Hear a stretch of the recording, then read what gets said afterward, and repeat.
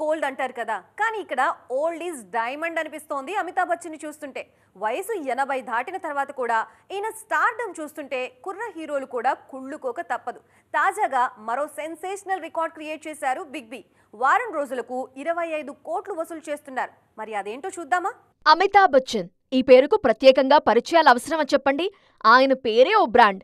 కొన్నేళ్ల కింది వరకు కేవలం హిందీలో నటించిన అమితాబ్జీ ఇప్పుడు అన్ని భాషల్లో ఓకే అంటున్నారు. మరి ముఖ్యంగా తెలుగుపై ఒకంత ఎక్కువ ప్రేమ చూపిస్తున్నారు. ఇక హిందీలో సినిమాలతో పాటు టెలివిజన్ పైన సత్తా చూపిస్తున్నారు ఈయన.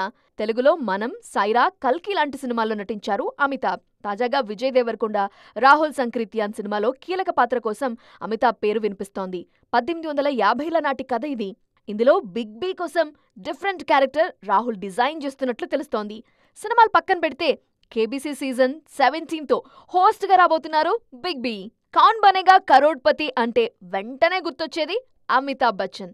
కొత్త సీజన్ కోసం వారానికి ఏకంగా 25 కోట్లు ఛార్జ్ చేయబోతున్నట్టు తెలుస్తోంది.